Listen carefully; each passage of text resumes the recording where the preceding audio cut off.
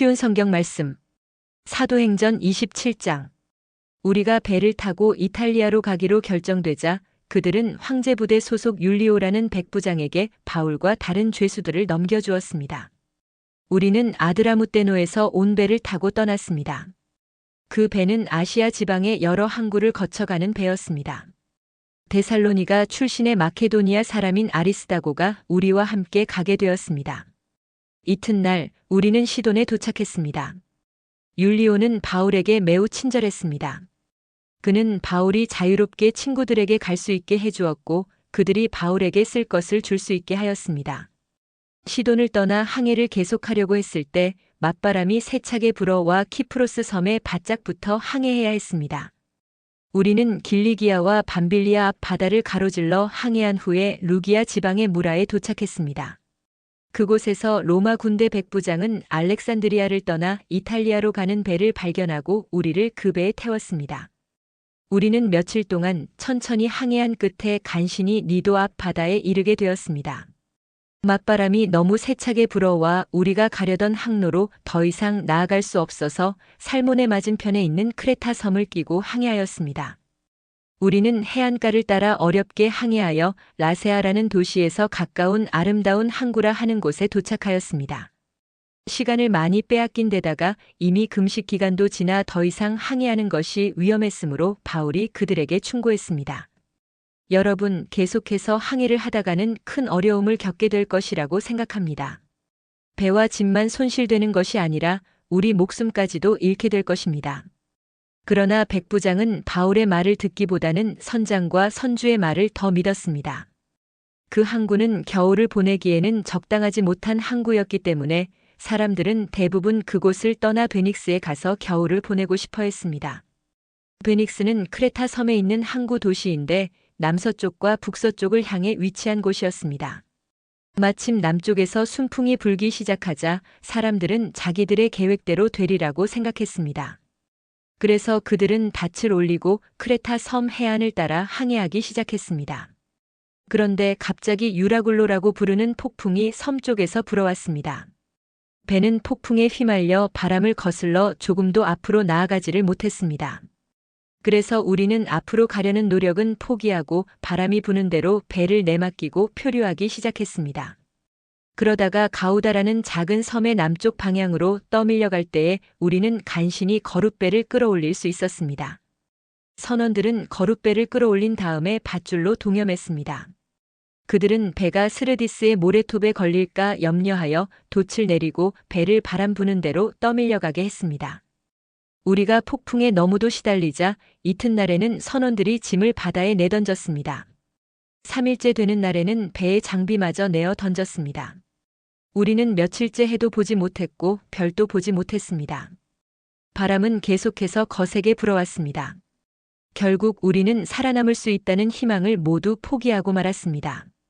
사람들이 오랫동안 아무것도 먹지 못하고 있는 가운데 바울이 일어나 그들에게 말했습니다. 여러분, 내가 크레타 섬을 떠나지 말자고 한 말을 들었어야 했습니다. 그랬다면 이런 손해를 입지 않았을 것이고 물건을 잃어버리지도 않았을 것입니다.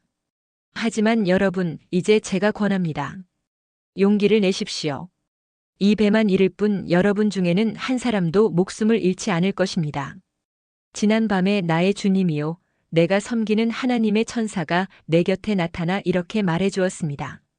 바울아, 두려워하지 마라. 너는 반드시 황제 가이사 앞에 서야 한다. 하나님께서 너와 함께 항해하는 모든 사람들의 목숨을 너에게 맡겨주셨다. 그러니 여러분, 용기를 내십시오. 나는 하나님을 믿습니다. 모든 일이 하나님의 천사가 내게 말씀하신 대로 이루어질 것입니다. 우리는 반드시 어떤 섬에 밀려가 닿게 될 것입니다. 14일 되던 밤에 우리는 아드리아 바다에서 표류하였습니다. 한밤중에 선원들은 우리가 어떤 섬에 가까워지고 있음을 느꼈습니다. 그래서 물 깊이를 재어보니 양미터였고 조금 더 가서 다시 재어보니 이번에는 양미터였습니다. 우리는 혹시 암초에 걸리지는 않을까 염려가 되어 닷 4개를 물에 던져놓고 날이 밝기를 기다렸습니다. 그런데 선원 몇 사람이 배에서 빠져나갈 속셈으로 배 앞쪽의 닻을 더 내린다는 구실로 거룻배를 물에 내렸습니다. 그러자 바울이 백부장과 군인들에게 이 사람들이 배에 남아있지 않으면 당신들마저 구조되지 못합니다라고 말했습니다. 그래서 군인들이 밧줄을 끊어서 거룻배를 떼어버렸습니다. 날이 밝을 무렵 바울은 모든 사람에게 음식을 먹으라고 권하면서 말했습니다. 지난 14일 동안 여러분은 마음을 졸이며 지금까지 아무것도 먹지 않고 지냈습니다. 하지만 이제는 음식을 드십시오.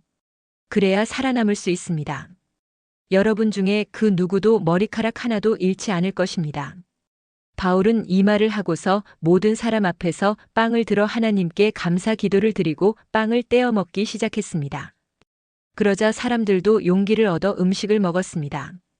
배 안에 있던 사람들은 모두 276명이었습니다.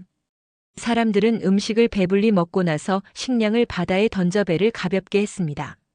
날이 밝았습니다. 사람들은 그곳이 어느 땅인지는 알 수 없었지만 그들의 눈에 모래밭이 있는 항만이 눈에 띄었습니다. 그래서 그들은 어떻게 해서든지 배를 모래밭에 대기로 작정하였습니다. 그들은 밧줄을 끊어서 닻을 바다에 내버리는 동시에 키를 묶은 밧줄을 풀었습니다. 그리고 앞돛을 올려서 바람을 타고 해안 쪽으로 배를 몰았습니다. 그러나 배는 두 물살이 만나는 곳에 들어가 모래톱에 걸리고 말았습니다. 뱃머리는 꼼짝도 하지 않고 배 뒤쪽은 거센 파도에 부딪혀 깨어졌습니다.